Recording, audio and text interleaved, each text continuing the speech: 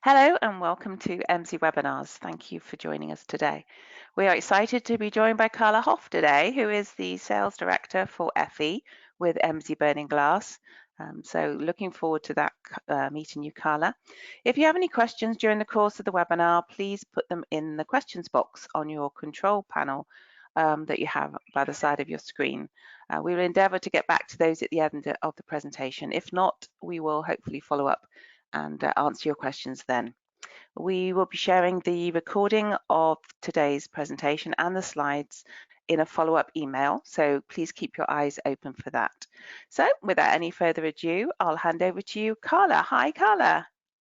Morning, Debbie, and morning, everyone else. Thanks for joining us this morning. Hope you've all had a good and productive start to the year.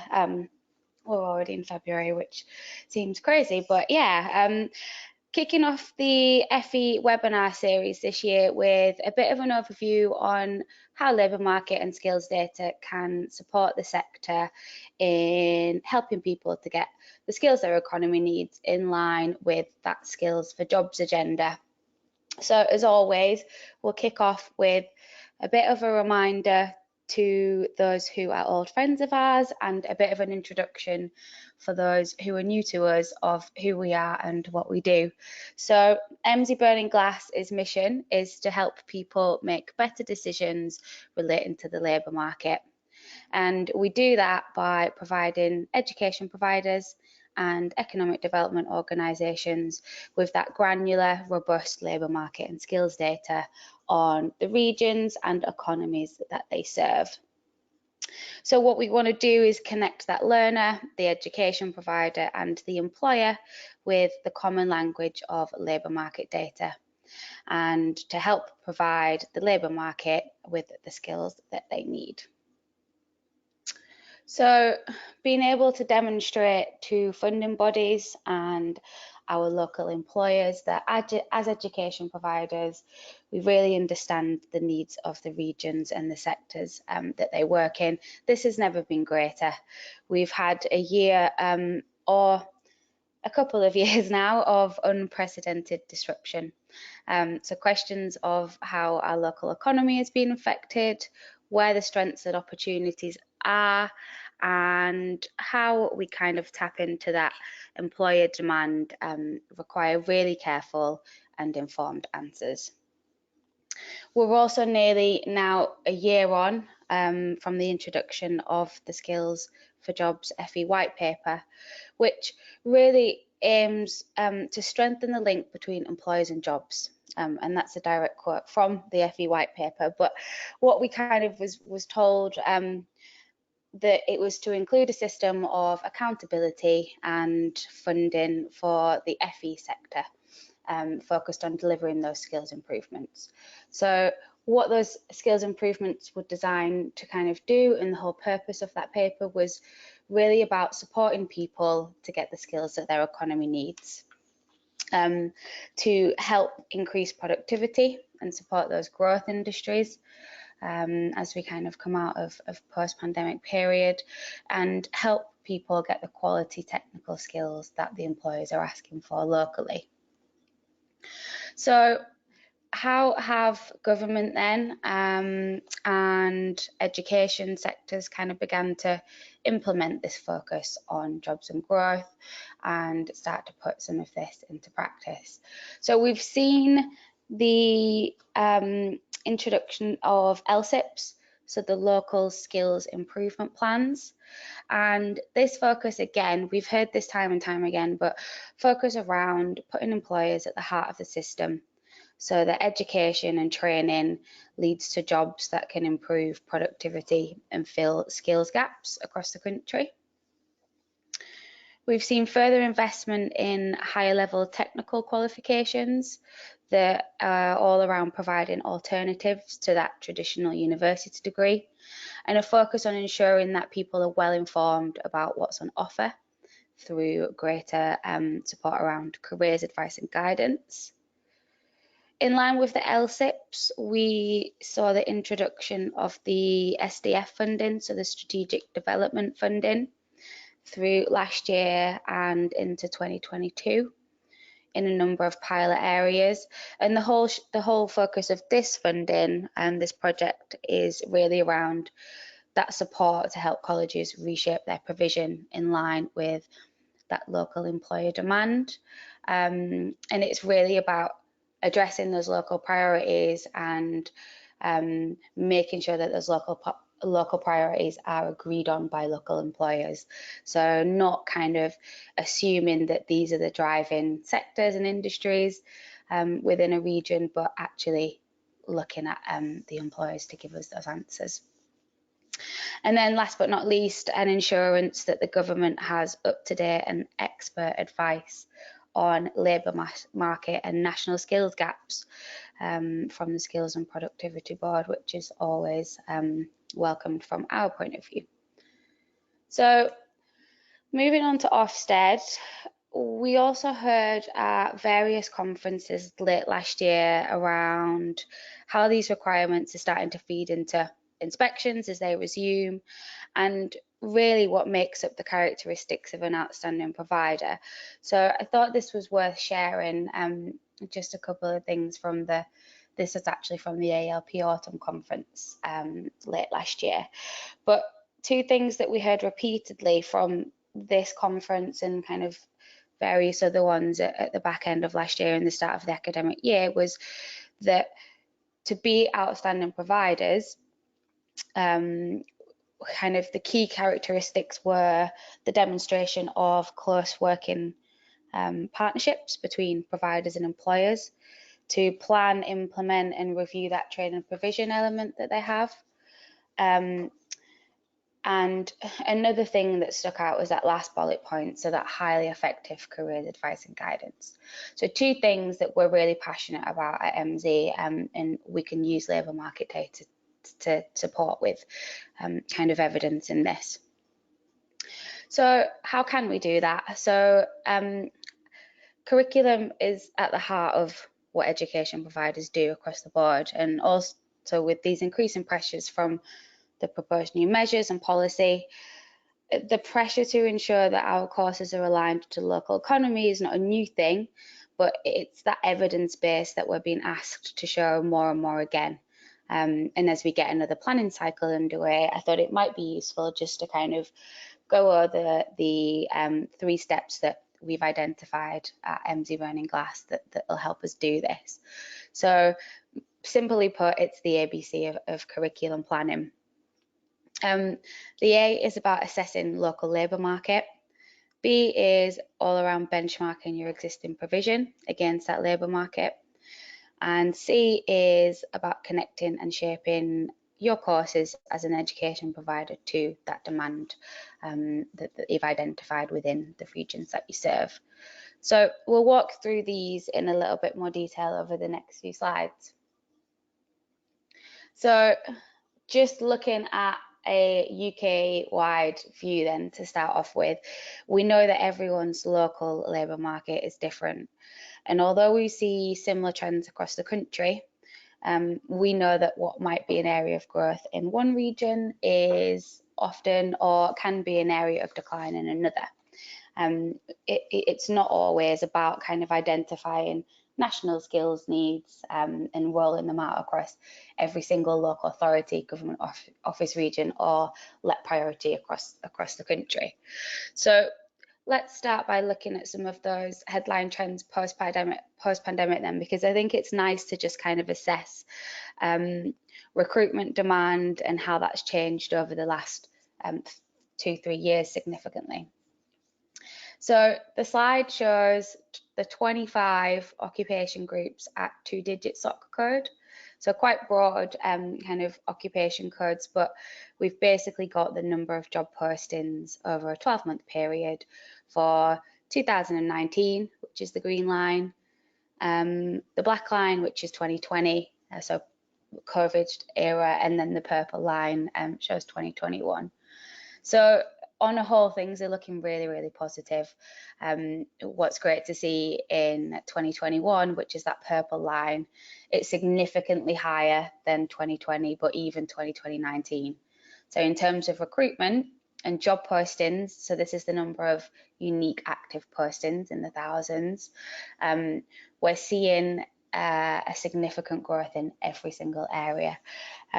Not seasonal effect, so everything's on the increase. We're not really getting those kind of peaks and troughs that you'd naturally see when analysing job trends. So really positive. Quite naturally, you see a tail off in December around recruitment anyway, in terms of kind of every occupation code. But I think my colleague Duncan actually picked out that the decline in December, so this is kind of the purple line for 2021 towards the right hand side of that graph, we are seeing decline in recruitment tailing off across all occupation groups.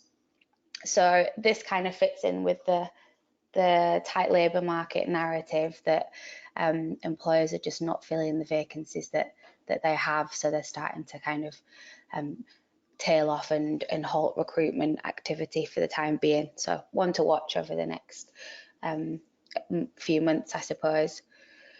So that's really good for a kind of headline overview, and it gives us those 2-digit SOC or occupation code groupings, and we're seeing that everything's growing across the UK, which is great. We then want to look into more detail though at what those job titles and skills are that sit within those occupation codes. So this is the top 10 fastest growing job titles and hard skills from January 2020 to December 2021. So really kind of looking at the biggest growth in terms of skills and jobs as we emerge out of or go through and emerge out of COVID. Not surprising then that we can see in that job titles list things like wait staff, customer service advisors and office administrator roles, and then things like chefs and kitchen porters that all lend themselves heavily to those areas like restaurant and mobile food service, and illustrates the kind of the journey and recovery of the hospitality sector through that 2021 period. And they're all kind of middle range skills and jobs, so they're all kind of mid-range around that. If we switch over to the top fastest growing hard skills then over that same period, we've got Google Analytics, things like Microsoft, Teams content creation, which all heavily lean to that digital and technology space. So as the world adapted to new ways of working and predominantly working from home and switching services, products, sales, processes all online, that kind of really reflects that in the growing hard skills over that pandemic period. We've also got sustainability in there, which is third from bottom. So yeah, interestingly, it kind of reflects the increasing focus on the green skills, the kind of green skills agenda that we've seen over the last couple of years. So really nice kind of overarching view. I thought this was useful to talk through. So just another, while we're kind of looking at what's happened today across the UK, I thought another measure of how demand has shifted was interestingly seen through looking at apprenticeship numbers.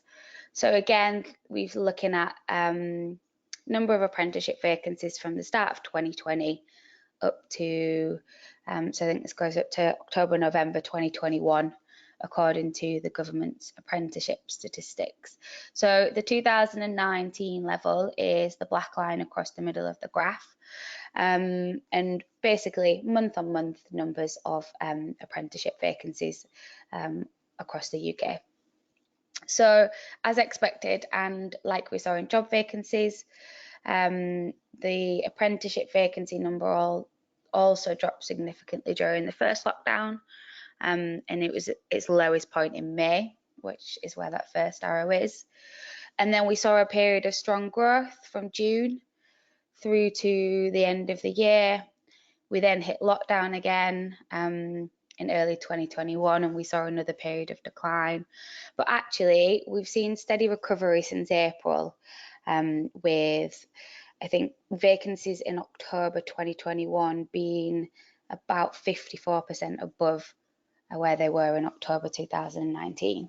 So positive picture as we come out of that period again. But I think the most interesting thing from this is to see that even with what we're hearing about the tight labour market, what this is suggesting to us is that many employers who are having trouble filling those roles that they've got open may well be then turning to apprenticeships as a way of filling those roles in the kind of months of late last year. So it looks like that tightness of the labour market may be causing employers to think about whether to bring in apprentices or growing people from within the business.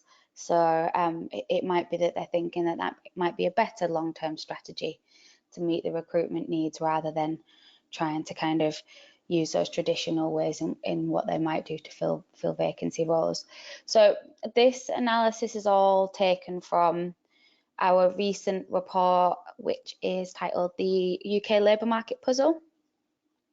This was in partnership with Get My First Job, and you can find both parts to download on our MZ blog on our website, and then there's also a nice webinar recording as well on MZ YouTube UK. Goes into much more detail around kind of what those apprenticeship vacancy demands are, what skills are included and things like that, but we'll leave that there for now. So thinking of it from a kind of an education provider, then national picture is always good, we know that, but if we were a provider looking to identify what local employer skills gaps are, we need to be able to hone in on a region of interest and look at the region that we serve as a provider. So I've chosen the Leeds City Let region just because that's where I am. And it just kind of illustrates that we see a very different picture in terms of the job titles that are in demand or seeing growth, and also the skills that employers are seeking to kind of gain in comparison to that national picture. So same metrics. So we're looking at 2020 to end of 2021, and we've got the top 10 job titles and the top 10 hard skills. So yet we're still seeing those national trends on a more local level. So they're coming through in demand for things like wait staff and admin type roles. But we're also seeing an increase in demand for roles such as things like maintenance electricians, contract managers and sales advisors within the Leeds City region. So very different skill set to those job titles that are trending nationally then. So a whole different picture for this provider. On the skill side, we can still see a demand for those more digital focused skills that we saw nationally.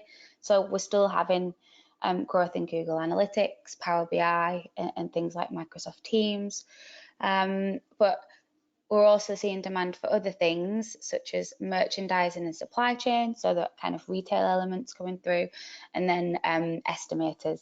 So just a few things that I've picked out there, but just to kind of hammer home the point that regional focus gives us that much more detailed insight into what skills the local employers are seeking out. So I suppose the next natural step then is to benchmark. So to compare those in-demand jobs and skills with what you're already offering.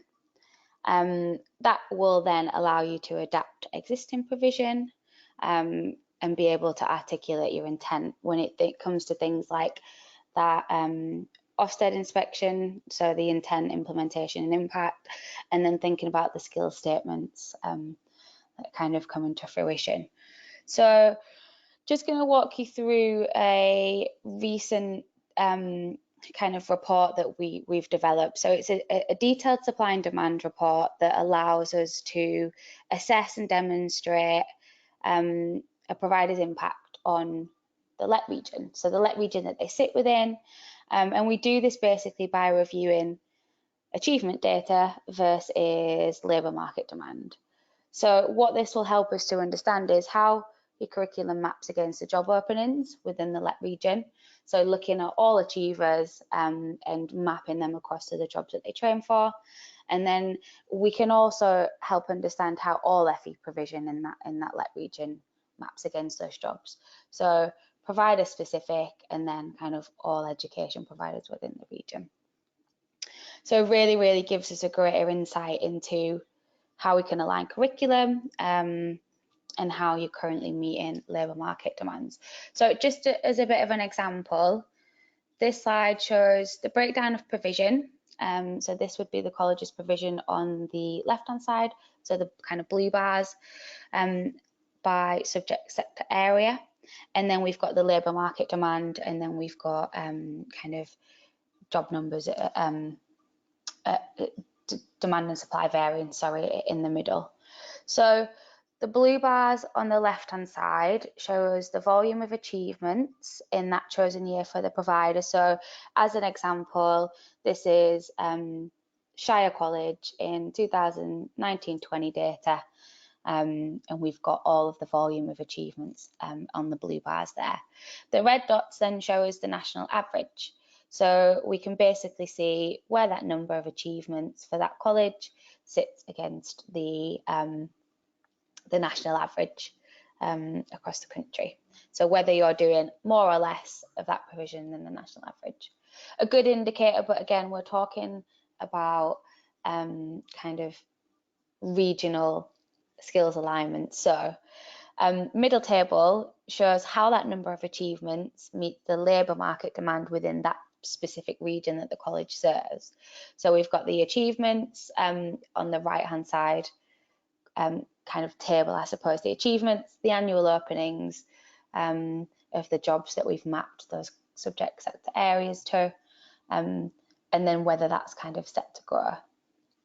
So in going back to that middle chart then, anything that's red, so any red columns show that the total number of achievements that that college or that provider is doing is potentially oversupplying the region.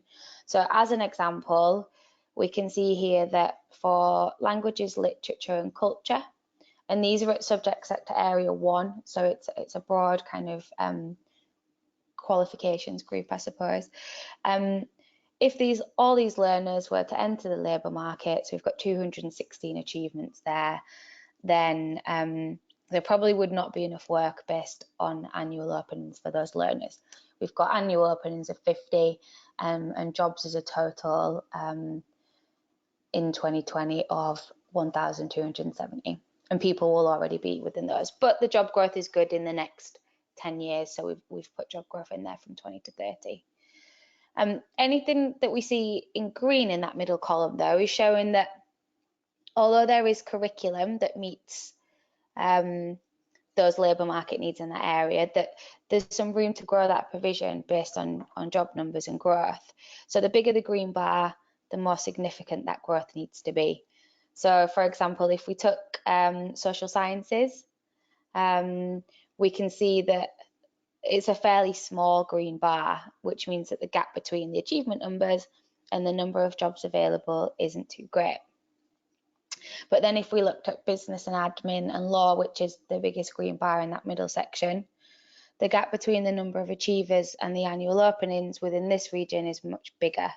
So the provider would know that there was much more scope for growth in this area to meet those labour market needs. So a really strategic high-level overview of how that provider's curriculum is currently aligned with what's going on in the local labour market at the minute. So a really, really good starting point. But as always, to be able to really shape curriculum, we're going to have to go deeper and deeper and connect what we've seen in those high-level subject sector areas to the actual jobs that they train for, and then unpick those kind of groups of occupations even more to see where the demand is. So what we have here is just a table form of the graph previously, but we can go into a lot more detail. So program column shows the SSA 1 or 2. We'd have the colleges or the providers' achievement numbers in there for the region, or sorry, for the year that we've chosen. And then along with the labour market data, we can start to have a look at growth, a market share, which gives us a big kind of a big overview. But what we really want to do is look at those kind of 812 achievements in engineering, manufacturing and technologies and say, right, if there's room to grow that provision even further, what does that 12,120 jobs look like? So we'll deep dive into that area. So what we can do is essentially map those SSAs to the occupations that they train for, and then attach the associated occupations with kind of employment projections, annual openings, and wage data. So we've got the engineering and manufacturing technologies SSA or course area that a college is putting on. We've identified that there's room for growth within that, but then within all of those jobs, we can see in the list of occupations on the slide that some are seeing good growth and some are seeing not so big growth. So what we want to be able to do is really kind of specialize. So vehicles and technicians and electricians aren't seeing a particularly big growth, but actually there's significant growth in things like design and development engineers and architects and system designers.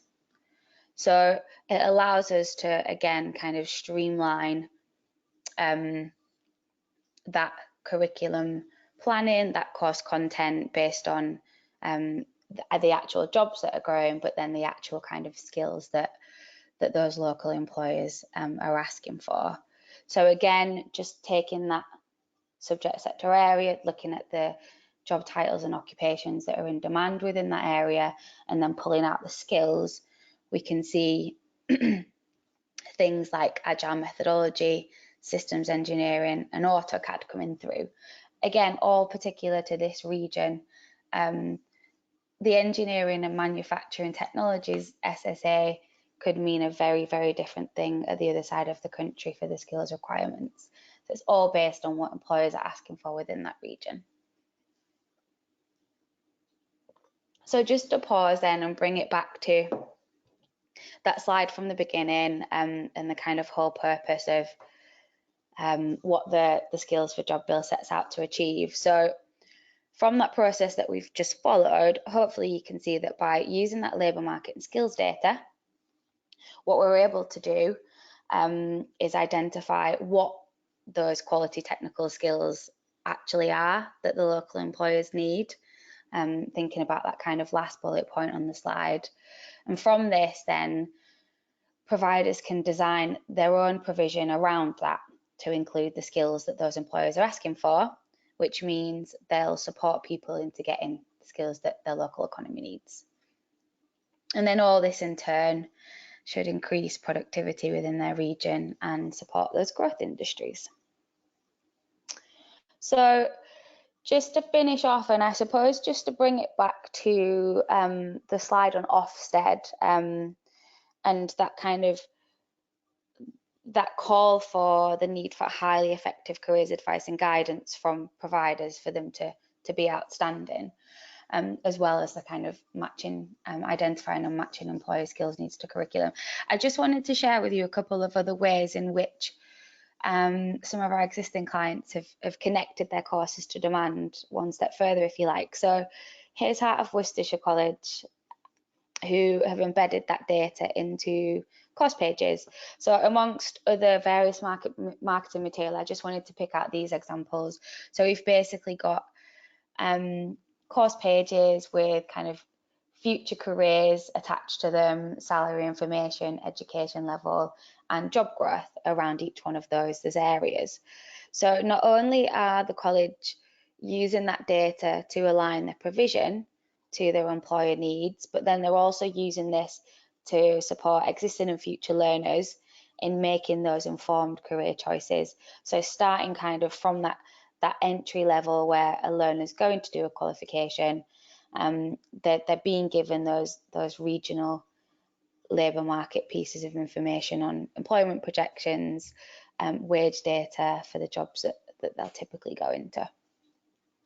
And then another great example, Newcastle College. So this is their website.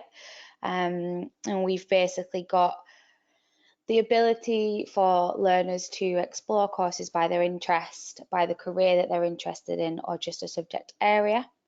And they can also then not only find out about kind of daily tasks and median salary and the related courses, we've also got those skills needs that employers are asking for there. So just kicking off the entire cycle with giving that learner the information that the employers are putting out there in terms of skills needs. So just a couple of really great examples that I wanted to share with you there. So I hope that's been useful, and I've given you a kind of a good understanding of how that data can be vital in that skills for jobs agenda, not only for strategic or curriculum planning, but then also how that can feed into things like employer engagement and careers advice and guidance, and all kind of pushing towards that agenda of rebuilding the local economy. So a couple of final bits from me. You might have seen our annual regional labour market outlook report is out. So we did this last year and we had a ridiculous amount of requests for these last year, so we've done the report for a second time. So really kind of evaluating last year and anticipating what we think might happen going forward in terms of 2022. So really nice key metrics in there for government office region data, so job change in employer demand, niche industries and occupations for each government office region, and then, as we've seen in this webinar, fastest growing job titles and skills. You can get that from our blog. So again, MZ UK blog, and then you can download the main report. And we've also done a individual report for every single LET region within the country. So just request those and you'll get them sent to you. And then one final note, I promised, just a note on our next FE webinar. So this will be on Wednesday the 23rd of March at 3 o'clock, and it is led by Karen Turley, Assistant Principal at South Staffordshire College, and this will be a really nice use case on how they've used LMI and skills data in that curriculum planning and alignment cycle over the last couple of years. So again, MZ website, go on to the webinars section and you can sign up for that there. The web page is just at the top of that slide there. And then last but not least, here are my contact details. So we want to hear from you. We want to kind of understand the challenges that you're going through at the minute and seeing how we can support best. So drop me an email, give me a call with any questions. And as Debbie said, you'll get the recording and the slides as follow-up. So that's it from me. Thank you for listening today, and I hope to hear from some of you soon. Have a lovely day.